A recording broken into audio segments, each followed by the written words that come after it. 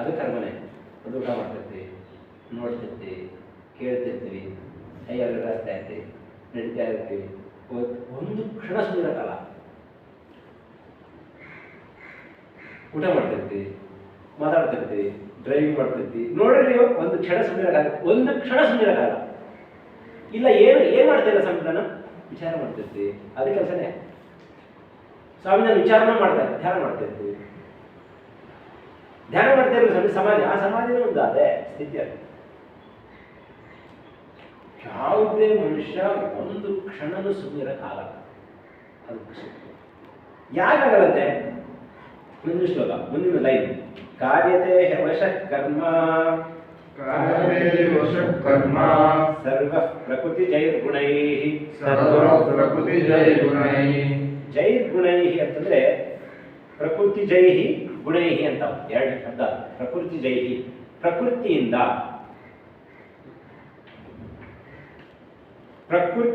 ಹುಟ್ಟಿದ. ಪ್ರಕೃತಿಯಿಂದ ಏನು ಹುಟ್ಟಿದಾವೆ? 3 ಗುಣಗಳು ಹುಟ್ಟಿದ್ದಾವೆ. ಪ್ರಕೃತಿ 3 ಗುಣಗಳನ್ನು ಹುಟ್ಟಿಸಿದೆ. ಪ್ರಕೃತಿ ಅಂದ್ರೆ ಇದು ಹೊರಗಡೆ ಪ್ರಕೃತಿ ಅಲ್ಲ, ಈ ಪ್ರಪಂಚವೇ ಒಂದು ಪ್ರಕೃತಿ. ಈ ಪ್ರಕೃತಿ ಅಂದ್ರೆ ನೇಚರ್ ಅಂತ ತಿಳ್ಕೊಂಡಿದ್ದ, ಅದು ಒಂದು ಪ್ರಕೃತಿ. ಅಂದ್ರೆ ಈ ಬ್ರಹ್ಮಾಂಡವೇ ಒಂದು ಪ್ರಕೃತಿ. ಏನು ಅಲ್ಲಿ 3 ಗುಣಗಳನ್ನ ಆ ಪ್ರಕೃತಿ ನಿರ್ಮಾಣ ಮಾಡಿದ್ದಾರೆ. ಏನು? ಒಂದನೇದು ಸತ್ವ, ಎರಡನೇದು ರಜಸ್ಸು, ಮೂರನೇದು ತಮಸ್ಸು. 3 ಗುಣಗಳನ್ನು ನಿರ್ಮಾಣ. ಸಾತ್ವಿಕನಾದ ಕರ್ಮಗಳೇ ಬೇರೆ. ಅವನು ಸ್ವಲ್ಪ ಶಾಂತವಾಗಿರ್ತಾನೆ, ಸ್ವಲ್ಪ ಬ್ಯಾಲೆನ್ಸ್ಡ್ ಆಗಿರ್ತಾನೆ, ಒಳ್ಳೆ ದಾರಿಯಲ್ಲಿ ನಡೀತಾ ಇರ್ತಾನೆ, ಮಾತು ಮೇಲೆ ಕಂಟ್ರೋಲ್ ಇರುತ್ತೆ, ಎಮೋಷನ್ಸ್ ಮೇಲೆ ಕಂಟ್ರೋಲ್ ಇರುತ್ತೆ, ಎಲ್ಲ ಏನು ಮಾಡ್ಬೇಕು ಅದು ಮಾಡ್ತಾನೆ ಸರಿಯಾಗಿ. ಅವನು ಸಾತ್ವಿಕ. ರಾಜಸಿಕ ಭಾಳ ರೆಸ್ಟ್ರೆಸ್ ಆಗಿರ್ತಾನೆ, ಯಾವಾಗೋ ಮಲ್ಕೋತಾನೆ, ಯಾವಾಗೋ ಎದ್ದೇಳ್ತಾನೆ, ಮಾಡಬಾರ್ದು ಮಾಡ್ತಾನೆ, ಕಷ್ಟಕ್ಕೀಡಾಗ್ತಾನೆ. ತಾಮಸಿಕ ಇನ್ನೂ ಕೆಟ್ಟ ಕೆಲಸ ಮಾಡ್ತಾನೆ, ಯಾವ ನೋಡಿ ಮಲ್ಕೊಂಡಿರ್ತಾನೆ, ಎದ್ರೆ ರಾಕ್ಷಸ, ಮಲ್ಕೊಂಡ್ರೆ ಬಚಾವ್. ಅವನಿಗೆ ವಿವೇಕ ಇರಲ್ಲ. ರಾಜಸಿಕನಿಗೆ ಸ್ವಲ್ಪ ವಿವೇಕ ಇರುತ್ತೆ, ಸ್ವಲ್ಪ ವಿವೇಕ ಇರುತ್ತೆ. ಸಾತ್ವಿಕನಿಗೆ ಫುಲ್ ಕಂಟ್ರೋಲ್ ಇರುತ್ತೆ, ಅವನ ಮೇಲೆ ಫುಲ್ ಕಂಟ್ರೋಲ್ ಇರುತ್ತೆ. ಅವನೊಂದು ಸ್ಟೆಪ್ಪು ರಾಂಗ್ ತಗೊಂಡ್ರು ಮತ್ತೆ ವಾಪಸ್ ಬರ್ತಾನೆ. ಪ್ರಕೃತಿಯಲ್ಲಿ ಇದರಲ್ಲಿ ಹೊರಗಡೆ 3 ಥರ ಜನರನ್ನು ನೋಡ್ತೀವಿ ನೋಡಿ. ಸತ್ವ, ಸಾತ್ವಿಕರು, ರಾಜಸಿಕರು, ತಾಮಸಿಕರು. ಸಾತ್ವಿಕರು ಇರೋ ರೀತಿನೇ ಬೇರೆ, ಅವ್ರ ಬಟ್ಟೆ ರೀತಿನೇ ಬೇರೆ, ಅವರು ಮಾತುಕತೆನೇ ಬೇರೆ, ಅವ್ರ ಹ್ಯಾಬಿಟ್ಸೇ ಬೇರೆ. ರಾಜಸಿಕದ್ದು ಅವನ ಮಾತುಕತೆನೇ ಬೇರೆ, ಅವನು ಇರೋದೇ ಬೇರೆ, ಅವನ ಡ್ರೆಸ್ ಸ್ಟೈಲೇ ಬೇರೆ. ತಾಮಸಿಕದ್ದು ಅವನು ಡ್ರೆಸ್ ಸ್ಟೈಲೇ ಬೇರೆ. ನೋಡ್ರಿ, ಅವನು ಗುಣಕ್ಕೆ ತಕ್ಕಂತ ಅವ್ನು ಕರ್ಮ ಮಾಡ್ತಾನೆ. ಈಗ ಬಹಳ ಒಳ್ಳೆಯವ್ರಿ ಅವನನ್ನು ಟ್ರಸ್ಟ್ ಮಾಡ್ಬೋದು. ಯಾರಂತಾರೆ? ಸಾತ್ವಿಕನ ಅನ್ನೋದು. ರಾಜಸಿಕ ಸೆಲ್ಫಿಶ್ ಅನ್ನ, ಎಲ್ಲ ಚೆನ್ನಾಗಿದ್ದ ನಿಮ್ಗೆ ಚೆನ್ನಾಗಿರ್ತಾನೆ, ಸ್ವಲ್ಪ ಹೆಚ್ಚು ಕಡಿಮೆ ಆಯಿತು ಮೋಸ ಮಾಡ್ತಾನೆ. ತಾಮಸಿಕ ನಮ್ಮಂಗೆ ಇಲ್ಲ ನೀವು, ಅವನಿನ್ನೂ ಪಕ್ಕಾ ಸೆಲ್ಫಿಶ್.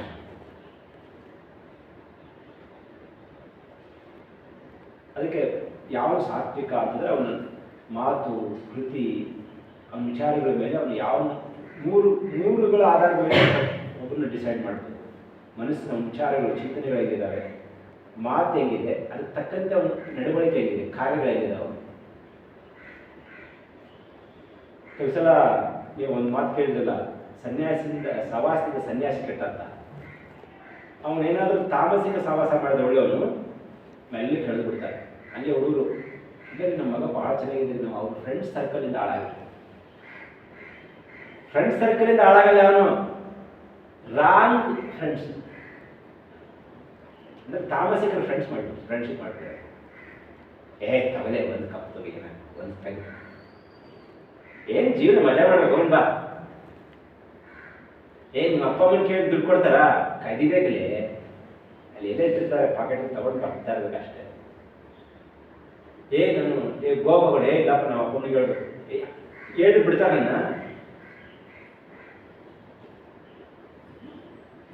ಹೇಳಿದ್ರೆ ನಿನ್ನ ಬಿಡ್ತಾರ ಮನೆಯಿಂದ? ಅದೆಲ್ಲ ಹೇಳೋಕ್ಕಾಗಕ್ಕೆ ಹೋಗ್ಬೇಡ, ಸುಳ್ಳು ಹೇಳಿ. ಎಲ್ಲಿ ಹೋಗ್ತೇನೆ? ನನ್ನ ಫ್ರೆಂಡ್ಸ್ ಮನೇಲಿ ಹುಡುಗಿಯರು ಮಾಡ್ತಾರೆ, ಹುಡುಗಿಯರು ಪರ್ಫೆಕ್ಟಾಗಿ ಮಾಡ್ತಾರೆ. ಅಲ್ಲ ಒಂದು ಸಲ ತಪ್ಪು ಮಾಡ್ತಾನೆ. ಅದು ಹೆಂಗಪ್ಪ ಅಂದ್ರೆ ಲೈಫು ಈ ಟ್ರೈನ್ ಟ್ರ್ಯಾಕ್ ಇರ್ತಂತೀವಿ, ಈಗ ಹೋಗ್ತಾ ಇರ್ತಾರೆ ಟ್ರೈನ್ ಕರೆಕ್ಟಾಗಿರುತ್ತೆ, 10ನೇ ಕ್ಲಾಸ್ವರೆಗೆ ಕರೆಕ್ಟ್ ಇರುತ್ತೆ, ಸ್ವಲ್ಪ ಟ್ರ್ಯಾಕ್ ತಪ್ಪುತ್ತಾರೆ ಸ್ವಲ್ಪ, ಅದು ಒಳಗಡೆ ಆಸೆಗಳು ಬರ್ತವೆ, ಏನೋ ಬರ್ತವೆ. ಅದನ್ನೇನಾದರೂ ಈ ಥರ ಆಶ್ರಮಕ್ಕೆ ಒಂದು ಒಳ್ಳೆ ಧ್ಯಾನ ಜಪ ಮಾಡ್ತಿಲ್ಲ, ಪ್ರಾರ್ಥನೆ ಮಾಡ್ತಿಲ್ಲ, ಒಳ್ಳೆ ಒಳ್ಳೆ ಸವಾಸ ಇಲ್ಲ ಅಂತಂದರೆ ಆ ಟ್ರ್ಯಾಕು ಹಿಂಗೆ ಹೋಗಕ್ಕೆ ಸರಿ ಇರುತ್ತೆ, ಸ್ವಲ್ಪ ಮೇಲೆ ಡೈವರ್ಷನ್ ತಗೊಳ್ತಲ್ಲ. ಯಾರು ಈ ಥರ ಬ್ಯಾಕ್ಗ್ರೌಂಡ್ ಇರೋದು ಆ ಡೈವರ್ಷನ್ ಹೆಚ್ಚಾಗ್ತಾ ಹೋಯ್ತು. ನೋಡ್ರಿ ಹೋಯ್ತು ಗಾಡಿ ಫಸ್ಟಿಗೆ ಸ್ವಲ್ಪ ಚೇಂಜ್ ಆಗಿದೆ, ಗ್ಯಾಪ್ ನೋಡ್ರಿ ಫಸ್ಟಿಗೆ ಡೈವರ್ಟ್ ಆದಾಗ ಎಷ್ಟಿತ್ತು ಇಷ್ಟೇ ಗ್ಯಾಪ್, ಸೀದಾ ಹೋಗಲ್ಲ, ಇದು ಹಿಂಗೆ ಹೋಗ್ತಾ ಇರುತ್ತೆ, ಹಿಂಗೆ ಹೋಗ್ತಾ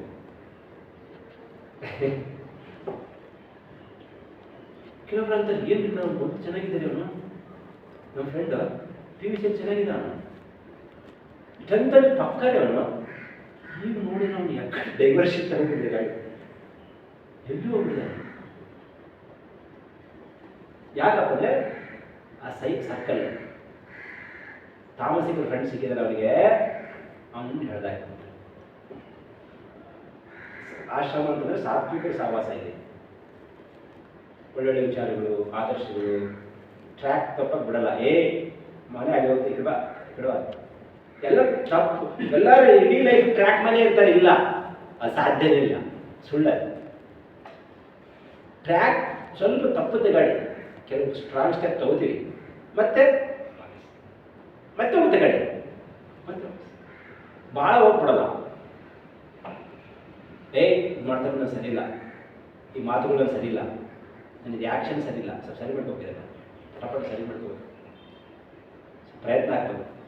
ಅವ್ನಿಗೆ ಏನು ಅನ್ಸುತ್ತಂದ್ರೆ ಇನ್ನೊಬ್ಬ ತಾಮಸಿಕರಿಗೆ ನಾನು ತಪ್ಪು ಮಾಡ್ತೀನಿ ಅಂತ ಅನ್ಸಲ್ಲ ಅವನಿಗೆ. ಸುಳ್ಳು ಹೇಳಿದ್ರೆ ಅದು ಕಾಮನ್ ಅನಿಸ್ಬಿಡುತ್ತೆ ಅವನಿಗೆ. ಯಾರ್ಯಾರು ಚೀಟ್ ಮಾಡಿದರೆ ಅದು ಕಾಮನ್. ಕೆಲವೊಬ್ರು ಇರ್ತಾರೆ ನೋಡಿ, ಲವ್ ಮಾಡ್ತಾರೆ, ಅದು ಏನು ಎಲ್ಲರೂ ಸಿನ್ಸಿಯರ್ ಆಗಿ ಯಾವ ಲವ್ ಮಾಡ್ತಾರೆ ರೀ, ಯಾರು ಹುಡುಗಿಯರಾಗಿರ್ತಾರ, ಯೂಸ್ ಆ್ಯಂಡ್ ಥ್ರೋ ಅಂತ ಅನಿಸ್ತಾರೆ. ನಿಮ್ಮ ತಂಗಿ ಏನು ಮಾಡಿದ್ರೆ ಅಂದರೆ ಅವ್ರಿಗೆ ಆನ್ಸರ್ ಇಲ್ಲ. ತಾಮಸಿಕ ಬುದ್ಧಿ ಅದು, ಕಟ್ಟ ಸೆಲ್ಫಿಶ್ ಅವನು. ಪ್ರತಿ ಸಮಾಜದಲ್ಲಿ ಈ 3 ಥರದ ಜನ ಇರ್ತಾರೆ, ಸಾತ್ವಿಕರು, ರಾಜಸಿಕರು, ಮುಂದೆ ಭಗವದ್ಗೀತೆ ಬರುತ್ತೆ.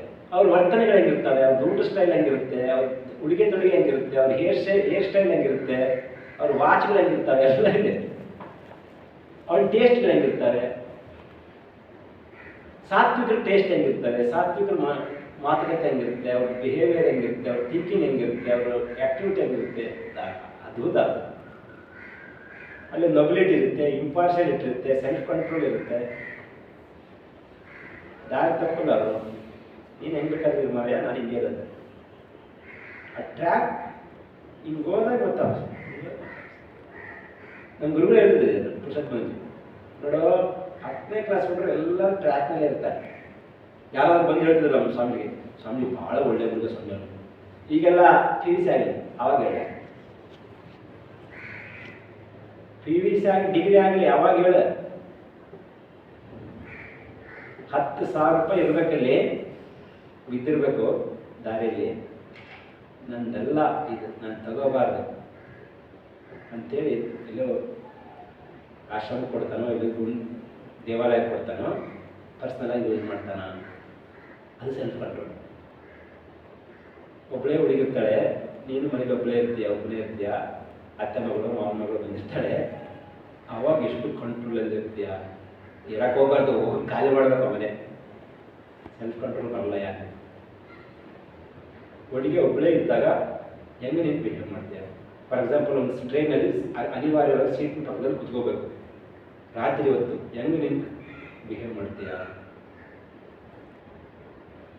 ಸಾತ್ವಿಕ ಬಿಹೇವ್ ಮಾಡೋದೇ ಬೇರೆ, ರಾಸಿಕ ಬಿಹೇವ್ ಮಾಡೋದೇ ಬೇರೆ, ತಾಮಸಿಕ ಬಿಹೇವ್. ಒಬ್ಬರೇ ರೂಮಲ್ಲಿ ಇರ್ತೀಯ, ಮೊಬೈಲ್ ಇರುತ್ತೆ, ನೆಟ್ ಇರುತ್ತೆ, ಏನು ನೋಡ್ತೀಯ.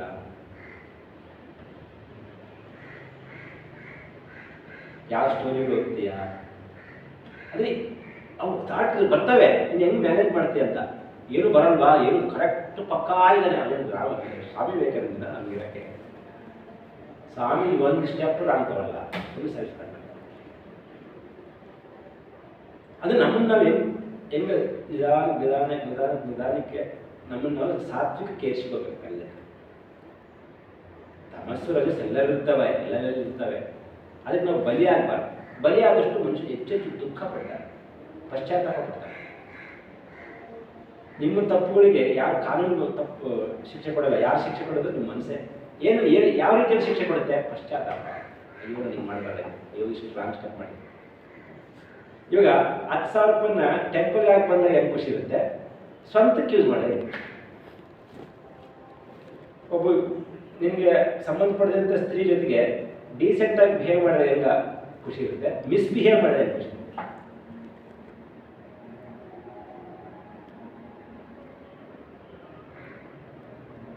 ನನ್ನ ಪುರುಷೋತ್ತಮ ಹೇಳೋದು, ಒಬ್ಬನೇ ಇರ್ಬೇಕು ನೀನು, ಸ್ತ್ರೀ ಸುಂದರವಾದ ಸ್ತ್ರೀ ಇರಬೇಕು, ಹೆಂಗೆ ಬಿಹೇವ್ ಮಾಡ್ತೀಯಾ ಅದು ನಿನ್ನ ಕೆಪಾಸಿಟಿ ತೋರಿಸ. 10,000 ರೂಪಾಯಿ ಬಿದ್ದಿರಬೇಕು, ನೀನು ಹೆಂಗೆ ಡೀಲ್ ಮಾಡ್ತೀಯ? ನೀನು ಭಾಳ ಕಷ್ಟದಲ್ಲಿ ಇರ್ಬೇಕು. ಅವಾಗ 10,000 ರೂಪಾಯಿ ಸಿಕ್ಕಾಗ, ನಿನ್ಗೆ ಲಕ್ಷಾಂತರ ಗಂಟೆ ಇದ್ದಾಗ 10,000 ರೂಪಾಯಿ ನನ್ನ ಹತ್ರ ಇದೆ. ಯಾಕೆ ಹಂಗಲ್ಲ, ನೀನು ಭಾಳ ಕಷ್ಟದಲ್ಲಿದೆ. ಮತ್ತು ನೀನು ಟೆಂಪ್ಟ್ ಆಗಿರ್ಬೇಕು, ಅಂದರೆ ಒಂಥರ ಡಿಸ್ಟರ್ಬ್ ಆಗಿರ್ಬೇಕು, ಅಂಥ ಸಮಯದಲ್ಲಿ ಆಟ ಆಗಿರ್ಬೇಕು. ಅವಾಗ ಮುಗಿದೈತು ಇಂದ ಚಪಾಳೆ. ಈ ಮನೆಗಳಲ್ಲೆಲ್ಲ ಅನೇಕ ಮನೆಗಳಲ್ಲಿ ಹಿಂಗೆಲ್ಲ ಮಿಸ್ಬಿಹೇವ್ ಆಗುತ್ತೆ. ಸೆಲ್ಫ್ ಕಂಟ್ರೋಲ್ ಕಾಪಾಡು. ಸಾತ್ವಿಕನಾದವನು ಸೆಲ್ಫ್ ಕಂಟ್ರೋಲ್ ಕಾಲ್ಕೊಳ್ಳಲ್ಲ.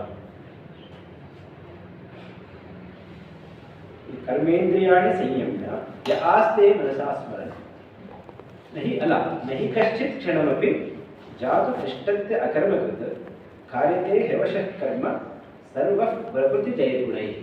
ಪ್ರಕೃತಿಯಿಂದ ಹುಟ್ಟಿದ ಇದನ್ನು ಯಾವನು ಎಂದಿಗೂ ಒಂದು ಕ್ಷಣ ಮಾತ್ರವಾದರೂ ಕೆಲಸ ಮಾಡದೆ ಇರಲಾರನು. ಏಕೆಂದರೆ ಪ್ರತಿಯೊಬ್ಬನು ಪ್ರಕೃತಿಯಿಂದ ಹುಟ್ಟಿದ ಗುಣಗಳಿಗೆ ವಶನಾಗಿ ಕರ್ಮವನ್ನು ಮಾಡುತ್ತಲೇ ಇರುತ್ತಾನೆ. ಯಾವ ಒಂದು ಕ್ಷಣದ ಸುಂದರಕ್ಕಾಗಲ್ಲ. ಯಾಕೆ? 3 ಗುಣಗಳ ವಶದಿಂದ, ಪ್ರಭಾವದಿಂದ. ಯಾವ್ಯಾವು? ಸತ್ವ, ರಜಸ್ಸು, ಎಲ್ಲರಲ್ಲಿ 3 ಇರ್ತವೆ. ಕೆಲವೊಬ್ಬರಲ್ಲಿ ತಮಸ್ ಜಾಸ್ತಿ ಇರುತ್ತೆ, ರಜಸ್ ಕಡಿಮೆ ಇರುತ್ತೆ, ಸತ್ವ ಬಹಳ ಕಡಿಮೆ. ಯಾವನತ್ರ ಸತ್ವ ಇಲ್ಲ ಅಂತಿಲ್ಲ, ಯಾವನತ್ರ ತಮಸ್ಸಿಲ್ಲ ಅಂತಿಲ್ಲ. ಯಾವ್ದು ಪ್ರಮಾಣ ಹೆಚ್ಚಾಗಿದೆ, ಡಾಮಿನೇಟ್ ಆಗಿದೆ, ಆ ಥರ ಪ್ರಶ್ನೆ ಅವನನ್ನು ಅದರ ಆಧಾರದ ಮೇಲೆ ಅವ್ನು ಆ ಥರ ಆಗ್ಬೇಕು ಅಂತ ಕರೀತಾರೆ. ಇವ್ರು ಸಾತ್ವಿಕ್ ಅಂದರೆ ಅವನತ್ರ ರಜಸ್ಸೇ ಇರಲ್ಲ, ತಮಸ್ಸೇ ಇರಲ್ಲ ಅಂತಿಲ್ಲ, ಇರುತ್ತೆ ಅವನ ಹತ್ರ ಕಂಟ್ರೋಲಲ್ಲಿ. ತಮಸ್ಸು ಅವನ ಹತ್ರ ಒಳ್ಳೆತನ ಇರುತ್ತೆ, ಗೊತ್ತಿರುತ್ತೆ ಅವನಿಗೆ ನಾನು ಮಾಡಬಾರ್ದು ಅಂತ, ಒಳ್ಳೇದು ಮಾಡೋಕ್ಕಾಗಲ್ಲ. ಅಷ್ಟು ಸತ್ವ ಕ್ಷೀಣ ಆಗಿರುತ್ತೆ. ಅವ್ನು ಗೊತ್ತಿರುತ್ತೆ ನಾನು ಮಾಡ್ತಾರೆ ತಪ್ಪಂತ, ಬಟ್ ತಮಸ್ ಕೇಳಲ್ಲ. ಹೇಳ್ತಾನೆ ಇವಾಗ ನಾವು ಏನೋ ತಪ್ಪು ಮಾಡೋಕ್ಕಂತ ನಮ್ಗೆ ಗೊತ್ತಿರಲ್ವ ನಾನು ಮಾಡ್ತಾರೆ ತಪ್ಪಂತ, ಆದ್ರೆ ತಮಸ್ ಹೇಳುತ್ತೆ ಇಲ್ಲಿ ಹೋಗಲಿ, ಅದನ್ನ ಯಾರು ನೋಡ್ತಾರೆ, ಯಾರು ಹೇಳ್ಬೇಡ, ಅಷ್ಟೇ ಸೀಕ್ರೆಟ್ ಆಗಿ ಮೇಂಟೈನ್ ಮಾಡಿ ನೀನೀಗ. ದುರ್ಯೋಧನ ಇದೇ ಪ್ರಾಬ್ಲಮ್. ಜಾನಾಮಿ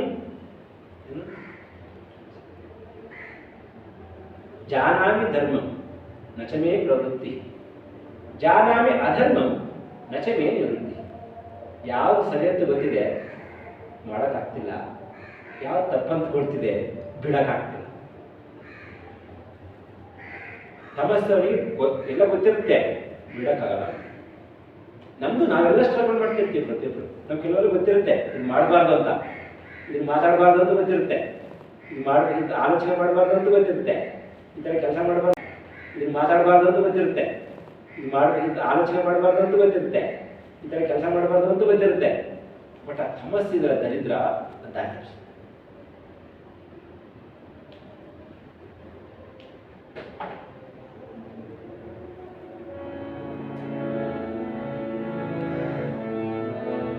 ಪರ್ಸನಾಲಿಟಿ ಡೆವಲಪ್ಮೆಂಟ್ ಅಂದರೆ ತಮಸ್ಸಿನಿಂದ ರಜಸ್ಸು, ರಜಸ್ಸಿನಿಂದ ಸತ್ವ, ಹಿಂಗೆ ಇರೋದು. ಅದೇ ನಿಜವಾದ ಪರ್ಸನಾಲಿಟಿ.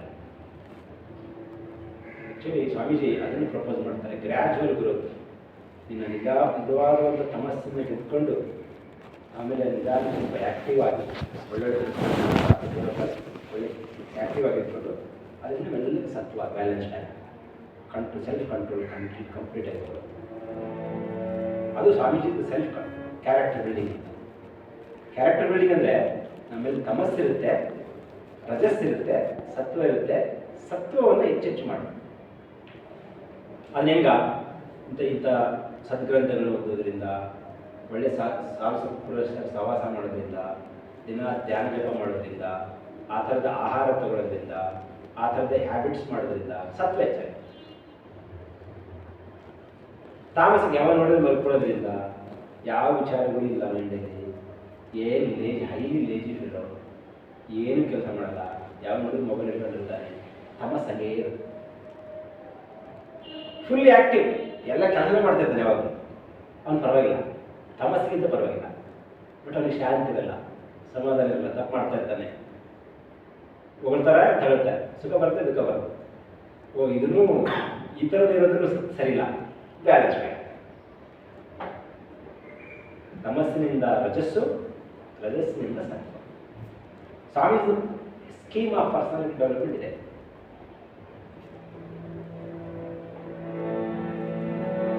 ನೋಡಿ, ಇವಾಗ ನೀವು ಸತ್ವದ ಆಹಾರಗಳು ಯಾವ್ಯಾವ ಲಿಸ್ಟ್ ಮಾಡಬೇಕು. ಧ್ಯಾನ, ಜಪ, ಪ್ರಾರ್ಥನೆ ಇವೆಲ್ಲ ಇದೇ ನಿಜವಾದ ಆಹಾರ. ಸತ್ವನ ಸಾತ್ವಿಕನಾಗೋದಕ್ಕೆ ಪ್ರತಿದಿನ ಭಗವಂತನ ಮೇಲೆ ನಿನಗೆ ಮನಸ್ಸಿಗೆ ಇಷ್ಟ ಇದೆನೋ ಕಷ್ಟ ಇದೆನೋ, ದಿನ ಬೆಳಗ್ಗೆ ಸಾಯಂಕಾಲ ಭಗವಂತನ ಮೇಲೆ ಧ್ಯಾನ ಮಾಡೋದು, ನಾಮಸ್ಮರಣೆ ಮಾಡೋದು, ಪ್ರಾರ್ಥನೆ ಮಾಡೋದು, ಸತ್ವವನ್ನು ಹೆಚ್ಚಿಸೋಕ್ಕೆ ಬೆಸ್ಟ್ ಮೆಥಡ್. ಇಂಡಿಯಾದಲ್ಲಿ ಅದು ಕಂಡುಹಿಡಿದು ಭಾಳ ವರ್ಷ ಇದೆ. ಎಂಥವನ್ನಾಗಿರಲಿ ದಿನ ಸ್ವಲ್ಪ ಆದರೂ ಧ್ಯಾನ, ಸ್ವಲ್ಪ ಆದರೂ ಹೆಸರು ದೇವರ ಹೆಸರು, ಮೆಲ್ಲಗೆ ಬುದ್ಧಿ ಜಾಗೃತ ಆದಾಗ ಅವನಿಗೆ ಸತ್ವ ಮತ್ತು ರಜಸ್ಸು ಮತ್ತು ತಮಸ್ಸಿಂದ ಹೊರಡ್ತದೆ. ಅದಕ್ಕೆ ಪ್ರಾರ್ಥನೆ ಮಾಡ್ತಾರೆ ನೋಡಿ, ಧಿಯೋ ಯೋ ನಃ ಪ್ರಚೋದಯಾತ್ ಓಂ ಭೂರ್ಭುವಸ್ವಃ ತತ್ಸವಿತುರ್ವರೆಣ್ಯಂ ಭರ್ಗೋ ದೇವಸ್ಯ ಧೀಮಹಿ ಧಿಯೋ ಯೋ ನಃ ಪ್ರಚೋದಯಾತ್ ಓಂ. ಇವೆಲ್ಲ ಇರೋದು ಅದಕ್ಕೋಸ್ಕರ. ಈ ಮಂತ್ರ ಇದೆ ಮೆಲ್ಲಗೆ ಮನಸ್ಸು ಮೇಲೆ, ದೇವರ ಹೆಸರು ಇದೆ ಮೆಲ್ಲಗೆ ಮನಸ್ಸು ಮೇಲೆ. ನನಗೆ ನಾನು 20 ವರ್ಷದಿಂದ ಹೆಂಗಿದ್ದೆ, ಈಗ ಹೆಂಗಿದ್ದೀನಿ, ಭಾಳ ಡಿಫ್ರೆನ್ಸ್ ಇದೆ. ನಾನು ಜಾಯಿನ್ ಆದಾಗ ಒಳ್ಳೆಯದಾಗಿದ್ದೆ, ಬಟ್ ಹೆಂಗಿತ್ತು ಮನಸ್ಸಿನ ಸ್ಥಿತಿ, ಈಗಿನ ಮನಸ್ಸಿನ ಸ್ಥಿತಿ ಆಗಿದೆ. ಏನಪ್ಪ ಅಂದರೆ ಧ್ಯಾನ ಮಾಡ್ತಾ, ಒಳ್ಳೆ ಸಾಧಿಸೋದಿರ್ತಾ, ಒಳ್ಳೆದನ್ನೇ ಕೇಳ್ತಾ, ಅದನ್ನೇ ವಿಚಾರ ಮಾಡ್ತಾ.